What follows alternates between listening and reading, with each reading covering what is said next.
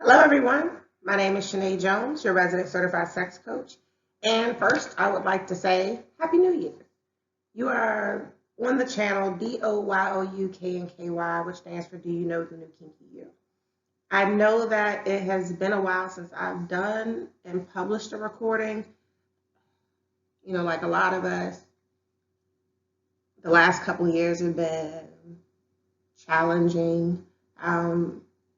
I have really not been up to my best at trying to make lemonade out of a shitty situation, but I decided that I needed to reaffirm and get back into the space where I know that I am doing this because it's needed, one, to be able to have elevated dialogue around sex and sexuality and not have it be a conversation that needs to be hush hush or, as taboo as it's been in previous iterations of life.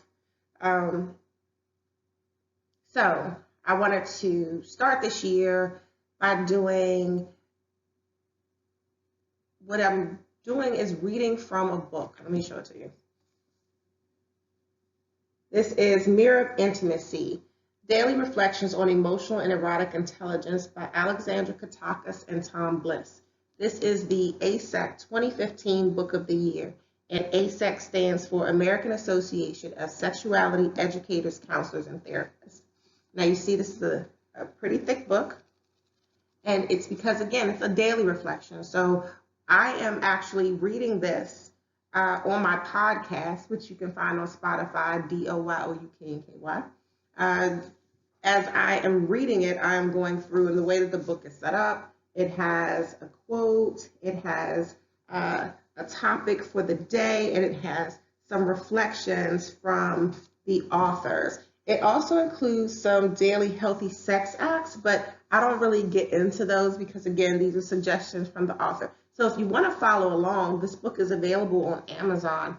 But as of right now, what I'm doing is just reading, giving you an opportunity to listen and put your own thoughts onto the topic for the day. And I give you some insights as to, me as a person, as well as being a certified sex coach, what my takeaway from the author's reflections are. So I go into depth on the podcast for each of the daily segments. But what I wanted to do is do a weekly summary, a wrap up, where one, I get to engage with you via YouTube. So one, you can see my face and know that I am still here and present and available to you. Also, just to, if you're not listening to the dailies on Spotify, then to kind of give you the summary. And if there's a particular topic that you're really interested in, if you don't want to go through the whole thing, which I suggest you do because it's worth it, but if there's a particular topic that you want to focus on, then you can kind of jump to that day.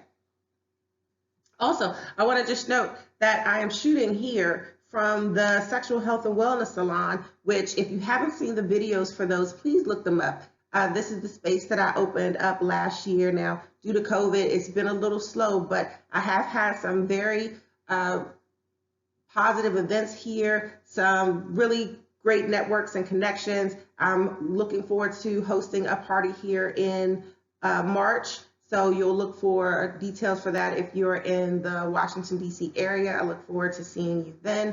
But also, if you're looking to visit the area or would like to host an event outside of your space and you're looking for an event space, this is here for you. So if you have any questions about that, please let me know. You can look up the website, www.doyouknky.com, and you'll be able to see pictures of the entire space and shoot me an inquiry if there's something that you are interested in. So, Mirror of Intimacy. On January 1st, we talked about invitation. And so this is really where conversation about the law of attraction came in. So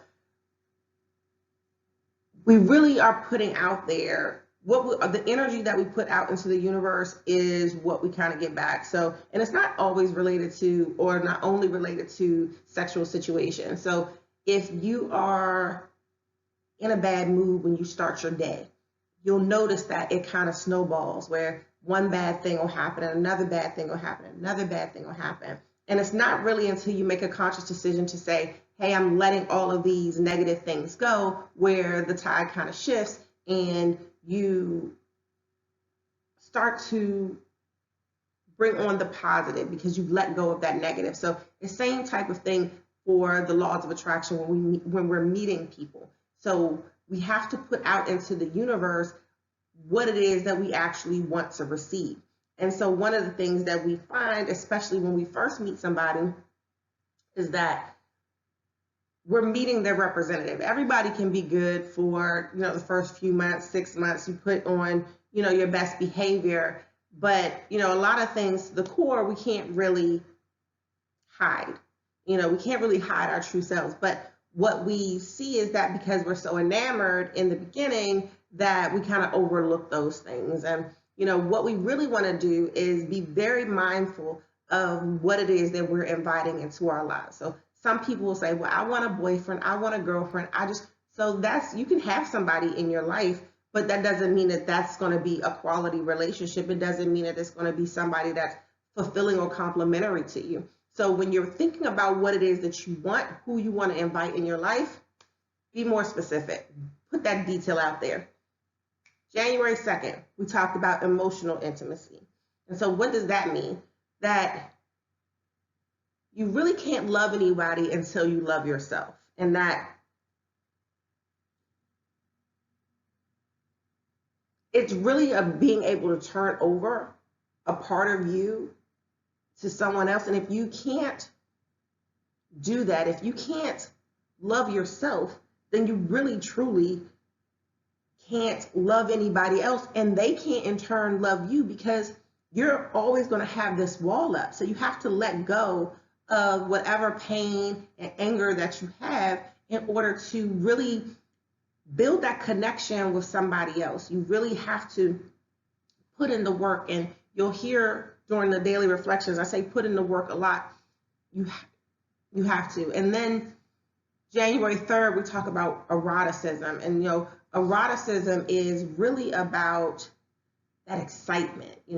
Where is it that it's more than just, oh, this turns me on, or, that's nice, or I find that sexy. Eroticism is really like down into the core of what is tantalizing for you as a sexual being. What kind of really, really, really gets your motor running.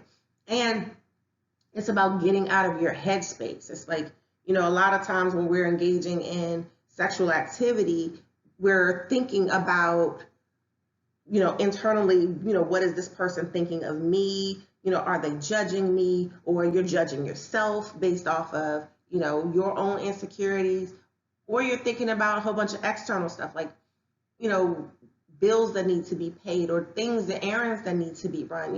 You're not really connecting in the moment. And, there's a question that's really asked, I am a proponent of porn for the sake of porn as entertainment, not as a sake of building expectations on realistic transactions between people and how it works. Not to say that it doesn't, but it's not an accurate reflection of most people's day-to-day or routine, daily, regular sex lives. Eroticism versus porn is a way to create a visual stimuli that stimulates more than just your genitals, basically. You want to be able to have a whole body experience when you're talking about eroticism. On the 4th, we talked about integrity. Now, this was a really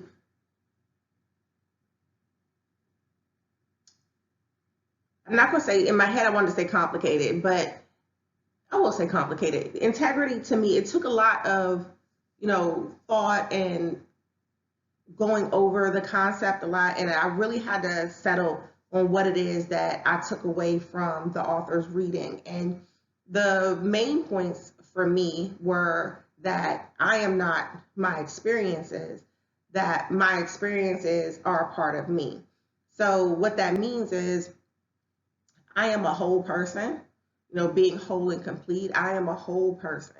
And everything that has happened to me over life, whether it be good or bad, has impacted me and the development of a person as a person. And the same way it's impacted you as the development of a person. So we take from it. And so the analogy that I gave, which I won't get into completely here, is that we are pizza. We are our component parts, and our component parts make up who we are as pizza. And I want to, because I can't do it on the podcast, I want to not apologize, but reframe something I said that, when we were talking about us as pizza, I said that, it had to be a round pizza. And that's just because round pizza is my preference. But when I thought about it later, pizza can be square, it can be rectangle, it can be whatever. So you don't have to be a round pizza is what I'm saying. And when you get to the January 4th podcast on integrity, you'll understand what I'm talking about. So you have to listen to understand. All right. On the 5th, we talked about sexuality. And so the takeaway from there was it's less about what we do and more about how we feel. You can go through a sex act and it just be an act, or you can go through a sex experience and walk away with something that is deeper and more meaningful than just the act of sex itself. And so it went further in trying to identify the fact that as part of our sexuality, how do we develop? And when you are young, we don't always have the opportunity to learn in the best way that we should. So the U.S. Sex education policies, one, are disparated across the country. And then you go from some abstinence-only programs to what you call comprehensive sex education, which still goes over mechanics and biology, where abstinence only says if you have sex, you'll die, or if you have sex, you'll get pregnant. But there's a whole gap in sex education that needs to be addressed. And hopefully on my journey of being a sex educator and going through this process and trying to understand human sexuality as a whole, one of my contributions will be to address that particular gap in our sex education. So it's really the analogy of having someone with a learner's permit teach another person with a learner's permit how to drive. When you get out of the school and you get into practice, when you are dealing with especially young people who don't know, then why are we putting expectations on them to carry that misinformation and ill knowledge into their adulthood when they've never had the opportunity to really learn properly, to reflect properly? It's they learn feet to the fire. You just pushed right in, and you get what you get at that point. This is why you have so many of us adults in therapy and needing coaching, because we didn't have proper sex education as we were coming up as kids. So there's that. Let's see, on the 6th, we talked about love. What does love mean? And then we talked about the differences between agape and philia and eros. And so there is the difference between love as an emotion versus love as a chemical reaction to the feel-good chemicals in our body, like dopamine and serotonin and oxytocin. So there are differences in love and how we express love, how we feel love, and there's all kinds of different things. But I will bring this up here because I did make specific mention to it in the January 6th video. about a 1962 Ferrari GTO worth $48.4 million, or at least it sold at auction for $48.4 million. And the reason I brought that up is because you don't see a lot of cars on the street from 1962, regardless if it's a Ferrari or not. And that's because those cars, just like the car that you built today or you drive today, probably won't be on the road 40 years from now, 50 years from now, because we don't put in the work, we don't maintain it, we don't, put in that care and effort the way that we could to keep it as valuable, if not more than, obviously more than the day we purchased it. So we can be in a relationship where we're adding value versus watching it depreciate.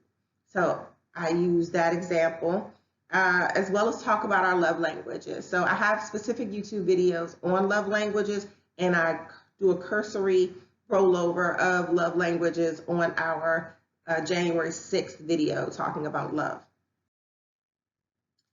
And let's see, I also talked about on the 7th, security.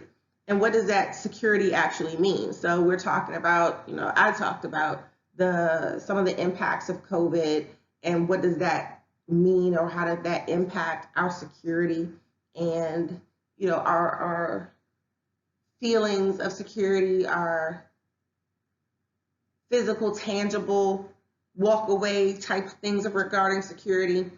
My takeaway is that strength comes from within. And, having started this video saying that I personally was impacted by, COVID and just the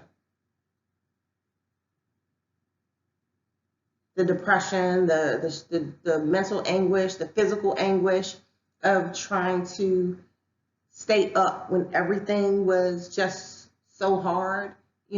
I also struggle with that, and I had to realize that strength comes from within. And so I had to decide to stay engaged and invest in myself, which is the same thing that I'm doing now. This is why I got back out to do the YouTube videos and to do the podcast and to continue the things that I'm working on and to continue with my education on this path. And you have to build security within versus relying on the outside world to provide it for you. Yesterday on the 8th, I talked about awkwardness. And so with this, it's really a cursory of how our childhood impacts us, like, the things that we experienced, the things that we were exposed to, nature versus nurture type of stuff, how those things contributed to us as an adult today, and will continue to build on our experience to further develop us as adults as we continue through this journey of life. Our childhood is the most sponge-like of our moments in life because we're so vulnerable and we can be impacted by so many different things. And if trauma was a part of your life, I suggest that, you kind of, one, acknowledge it for yourself and understand that you are not alone, and that it is completely up to you to be able to change that, because trauma happened, but it doesn't define who you are.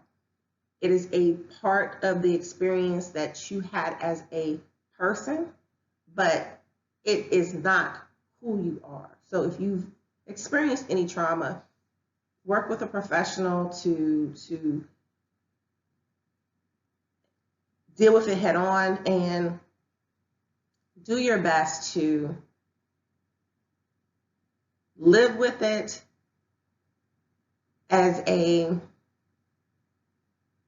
nugget in the back of your head, just a reminder of how to stay safe, but without carrying it so it has a negative impact on any future relationships or personal growth and development. Things get better over time. We have to make conscious efforts. And like I tell my daughter, she says, well, I'm no good, I can't do blah, blah, blah. I'm like, Well, there was a point in time where you couldn't read at all. There was a point in time where she couldn't do her martial arts. She was a no belt. Now she's almost a black belt. So, and same thing for us. There was a point in time where I never would have had these conversations. But through my own personal journey and the things that I had to get over or to deal with or to grow from, if practice makes perfect, with time and help, you can transcend from where you are now to where you want to be in the future. We carry our shame. Our shame is something that we can choose to keep close to the chest, or something that we can learn to let go of, but it's going to take putting in that work. And finally, today, we talked about death.